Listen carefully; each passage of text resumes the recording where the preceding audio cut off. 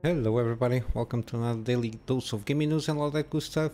And as also published on Rumble, I've been thinking about doing independent uploads, but yeah, it's going to give me double the work doing that, but I'm trying to avoid that. But it seems that I have to do that since the 4K uploads. It's been very on and off in terms of syncing the channel content to there.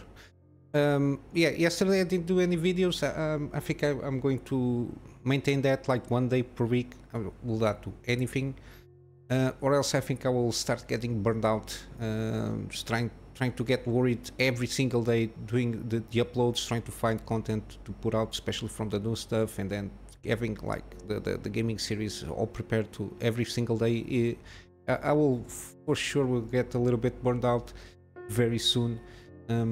Plus of course this is my hobby, and I have my work from my private clients that I do, so it's a lot of stuff to juggle. I will at the moment put at least a Sunday off because very slow day for news, so it's at least something that I have to rest my brain.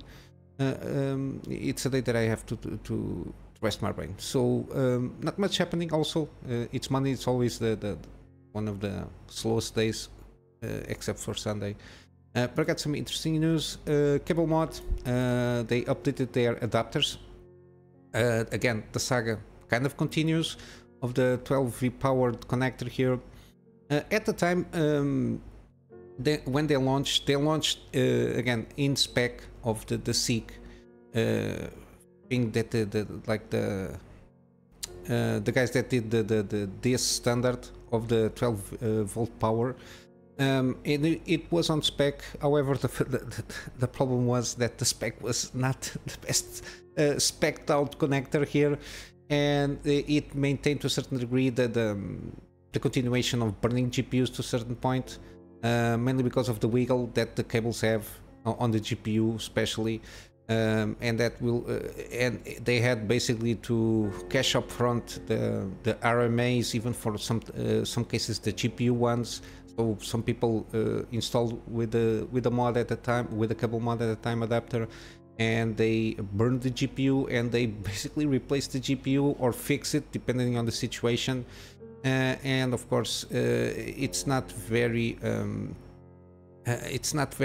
good business to try to do that, but basically afterwards that SIG guys from this adapter, the consortium, they basically updated the connection. Basically from what I can gather, they only basically changed the sense pins, so when they shortened them up, so when you don't have like a full connection on the GPU here, the pins, because they are shorted, they will not connect there, and basically this is like the intelligent part of the connector, which is basically just depending on how the pins are connected and depending on the GPU power draw, they will tell the PSU that they can deliver X amount of power through this cable. But yeah, the revision here is also in part that supposedly there is no wiggle anymore, so they basically take into account any kind of tolerances, and they coated inside here with some more copper here for heat dissipation just in case.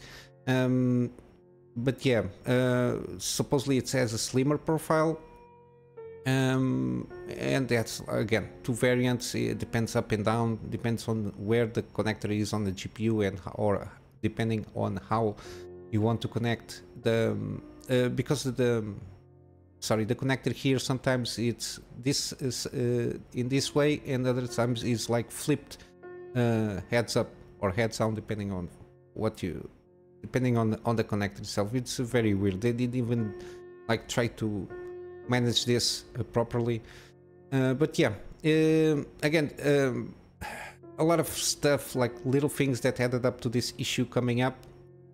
Again, here it is, the sense pins are shortened by 1.5 mm, so they have these things here that make the contact. before they were longer, so even if it was not properly seated, the sense pins were still making contact and just delivering power throughout the power pins, and that the fact that they are not fully seated again, this connection is not in this area of contact, it was not the same, so it was a lower area of surface of contact, and that will bring more resistance in the connection, and resistant electricity just brings up the heat, and that's why we saw a lot of 4090s burning up, at least the connectors. But yeah, supposedly now everything is good. I don't have any complaints, I never use them, but they seem to keep their word on it, so I think they guarantee if something happens, but yeah. And of course they have this is the 1.1, the 1.0, supposedly you can get like an exchange kind of deal here on their official site. You can have like $40 discount, give or take, on their official site if you want to buy this one. Yeah, everything seems to be kind of settling on place again. This shouldn't have been happening at all. If they just managed to do at the time, in my opinion, even though I'm not an electric engineer, this kind of connection should be at this kind of the same size as normal PCI connections, so you can have like a bigger area of surface contact between the pins and the connector, and the pins can be thicker so they can handle better the resistance if needed be. But yeah, it is what it is. I will leave it at that. It was one of the main reasons that I choose AMD for me, mainly because it's cheaper. The 7900 XTX is it's kind of cheaper than the 4080, at least in my market. Performs the same, and I don't have this to deal with this kind of worrying about this situation if it happens or not with me. It was a lot of stuff, not mainly this, but it was one of the reasons that I prefer to go with AMD on this one. I'm kind of agnostic, I'm not fanboy of either brand, because either company just wants to get my money and give me a shitty product, basically, so I have to choose wisely, and that's why I usually try to investigate before I buy stuff, and that's one of the reasons that I do this news series. In other news, got some gaming ones. The new Cyberpunk 2077 Cyberware mod, it's already done for update 2.0. There was supposedly a Cyberware mod that was called System EX mod. Basically, I think it gives you more slots to put like the Cyberware stuff. I don't know really well how this works because I never played the game, so I'm sorry about if I'm not properly doing the introduction here on the mod.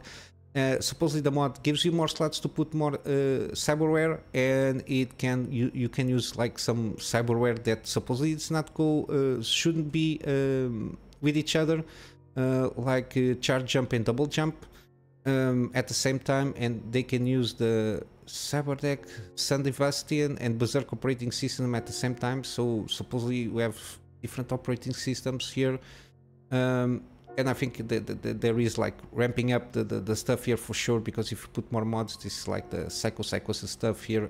I suppose you have to be careful managing that. Aside from the main mod that is updated now, they have like optional files, so for the extended mode, again the additional slots for operating systems.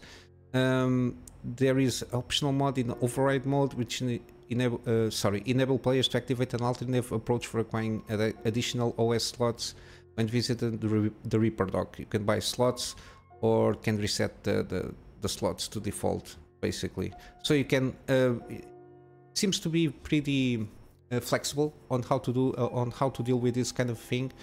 I'm interested very much now, when possible, to make a series out of this and start playing Cyberpunk. Never played. I managed to stay out of spoilers regarding this game, even like in the gameplay stuff, even though I watch a lot of videos. When I start to see that in that video that they might enter like spoilers in terms of even of gameplay, I just turn off. I try to keep myself aware of like the overall kind of state of the game, but without entering into spoilers, which is a very difficult thing to do. Also, we got here this, I covered this one, Deathbound. We got a new trailer here, which is a combat teaser. It's like 1 minute, but it gives you a sense of how you do your things. It's like a Soulsborne kind of inspired game. The interesting mechanic on this one is you have like a, I'm not sure, you got at least 2 heroes that you can alternate between each other, which is depending on the situation and depending on the playstyle. At least 2 that I can perceive here. One, you can bring one more like magical one with the other that does more physical damage, and then depending on the situation can switch up between the 2 characters and the powers and make some kind of interesting combos. But yeah, seems interesting. Again, I will wait for the reviews, but again, the gameplay mechanics here seems pretty interesting, and of course it's inspired in Soulsborne kind of game mechanic here, so hopefully it's well balanced and it plays well. And yeah, for today this is the news that I got. We're just going to wrap up with some gaming deals. We have now Vampire Survivors 30% off, or the DLC. I think the DLC it's pretty comprehensive and expands a little bit more on the game itself. 39% here, so $5 for a game with DLC, and the fact that this game is very addicting from what I understand. It's again action roguelike, bullet hell with pixel graphics. If you in this sort of thing, for sure this is one of the better games here. Also we got still Jagged Alliance free.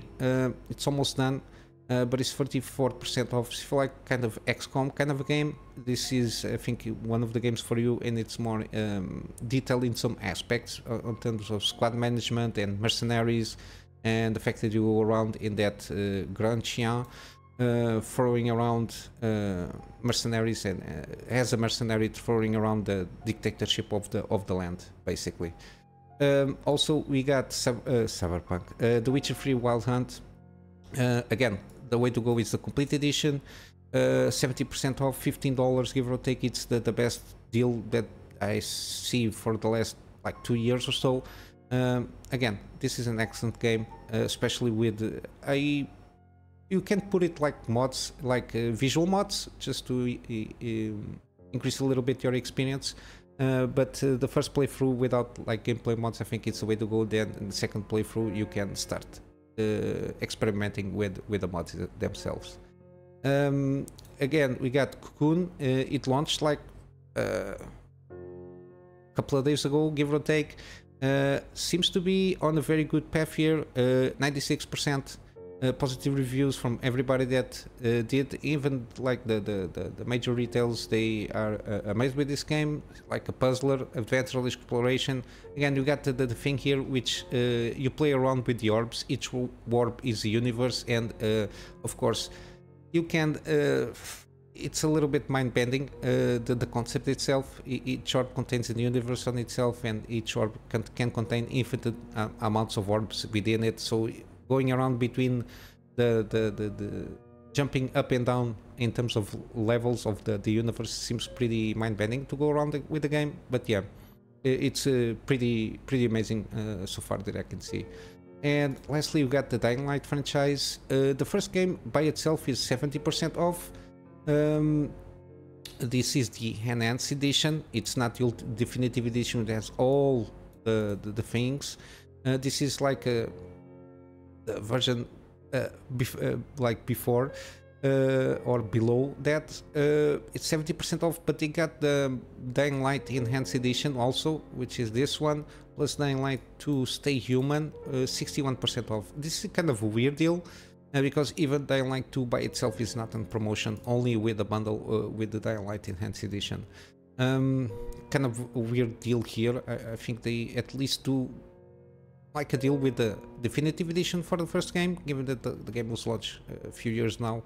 I think it will sell better, and at least with the base game of the Dying Light 2, because there is a lot of versions of the Dying Light 2 also. But yeah, this is the gaming stuff that I have for today. I'm just going to wrap up for today. with my plug to my Patreon for extra support. The extra support will at the moment will be for storage, mainly for having backups of backups for the projects that I do for my private clients, and some again storage for the videos that I do for the channel. And yeah, basically this is it guys for today. I hope you have a wonderful day, and I will see you in the next one. Until then, Kunamy Master out.